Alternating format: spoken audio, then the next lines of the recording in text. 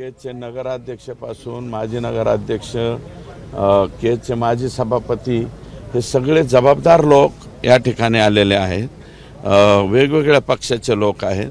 सगळ्या लोकांनी त्यांच्याबद्दल मत चांगलं व्यक्त केलं आणि आम्ही ही मागणी केली की काही केज पोलीस स्टेशनचे कर्मचारी आरोपी ज्यावेळेस इथं न्यायालयात आणले जातात त्यावेळेस आरोपींची बर्दास्त राखायला जातात, अशा प्रकारची एक कंप्लेंट इथं होती.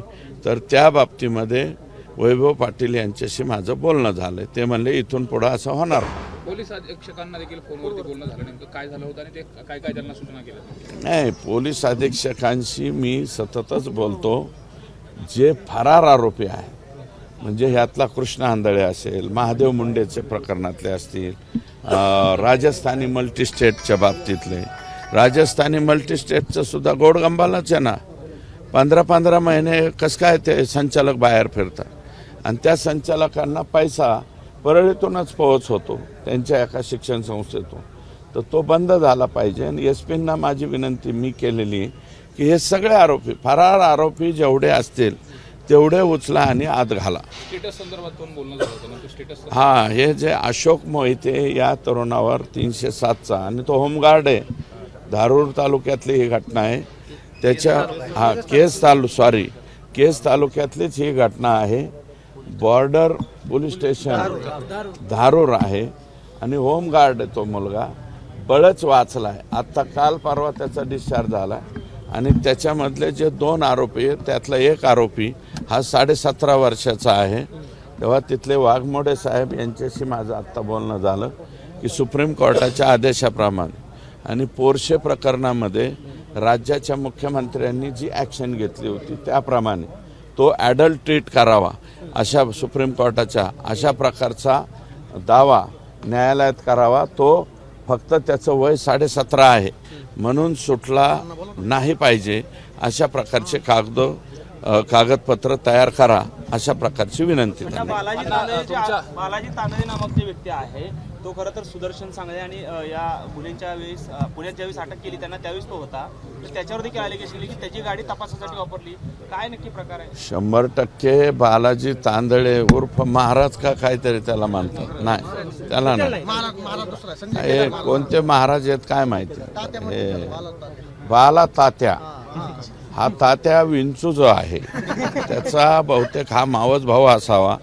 हा सुद्धा तपासामध्ये घ्यावा, अशा प्रकारची मागणी आम्ही या ठिकाणी करणार आहोत. असं सांगितलं की माझी गाडी जी आहे ती तपासासाठी पोलिसांनीच घेतलेली होती आणि त्याचा रेकॉर्ड देखील त्यांनी दाखवलेला आहे, तो समोर येतोय आता. 100% काही सह आरोपी करावेत अशा प्रकारची मागणी.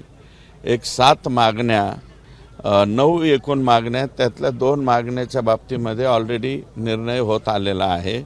एक म्हणजे माननीय उज्ज्वल निकम साहेब यांची नियुक्ती ही लवकरात लवकर व्हावी. दुसरी जी आहे ती फास्ट ट्रॅकवरती. तर मुख्यमंत्र्यांनी मला वाटतं याच्या बाबतीत सांगितलं फास्ट ट्रॅक कोर्टातच या घटनेची सुनावणी होणार आहे. आणि चार्जशीट आता म्हणतायत, परंतु माझ्या मते 70% SIT गेलेले आहे. अजून 30%.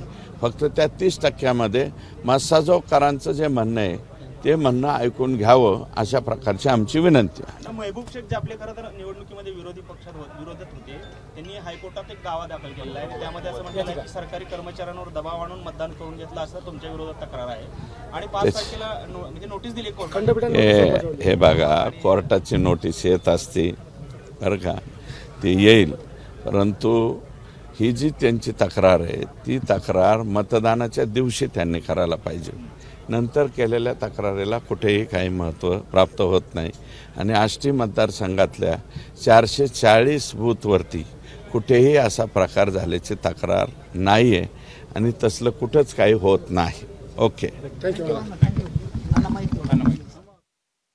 तेव्हा पोलीस ठाण्यातील भेटीनंतर सुरेश धस हे या सगळ्याबाबत माहिती देत होते. हा जो खटला आहे तो जलदगती न्यायालयात चालणार असल्याची माहिती देखील सुरेश धस यांनी दिलेली आहे. याशिवाय उज्ज्वल निकम सरकारी वकील असतील अशी माहिती देखील सुरेश धस यांनी दिलेली आहे.